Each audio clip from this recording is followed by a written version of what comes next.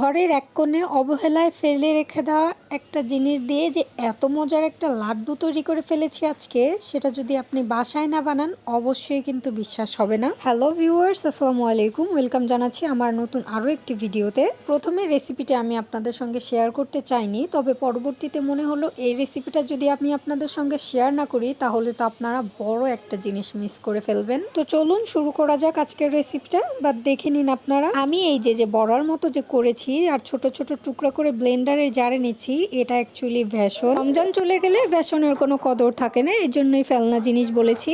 যেই পরিমাণ বেসন নিয়েছি আমি এখানে তার সম পরিমাণ পানি দিয়ে গুলে তারপর আমি তেলের মধ্যে করে এভাবে ছোট ছোট বড়ার মতো করে ভেজে নিয়েছি।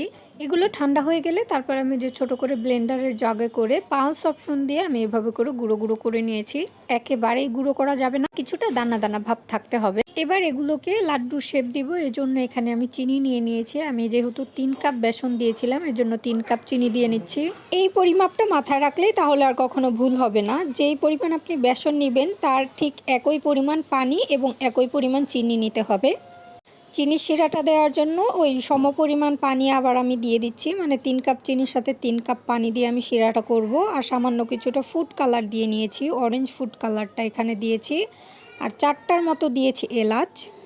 চিনির শিরাটা যখন বলক চলে আসবে তারপর যে আমরা আগে থেকে ওই যে গুঁড়াটা রেডি করে রেখেছিলাম সেগুলো দিয়ে দিব। আর হ্যাঁ, এখানে কিন্তু আমি কিছুটা অরেঞ্জ ইমালশন দিয়েছিলাম একটু ফ্লেভারের জন্য, এটা স্কিপ হয়ে গেছে, আশা করছি ক্ষমা সুন্দর দৃষ্টিতে দেখবেন।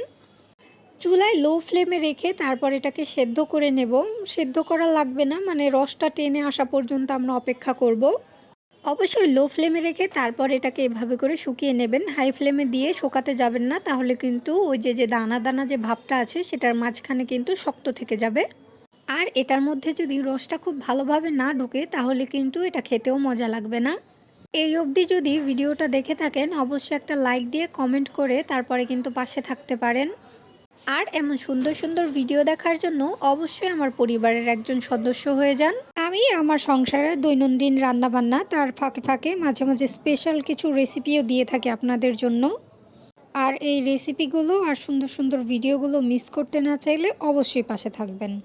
তো কথা বলতে বলতে ওদিকে আমাদের যে লাড্ডুর যে ডোটা ছিল সেটা শুকিয়ে এসেছে, ওটাকে নামিয়ে তারপরে গরম গরম এভাবে গোল করে শেপ দিয়ে নিচ্ছি।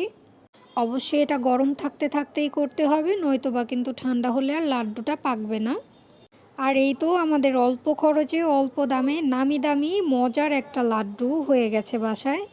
অবশ্যই ট্রাই করে দেখবেন, দেখবেন যে আসলেই কতটা মজা, বিশ্বাস করতে পারবেন না। সবাই ভালো থাকবেন, আল্লাহ হাফেজ।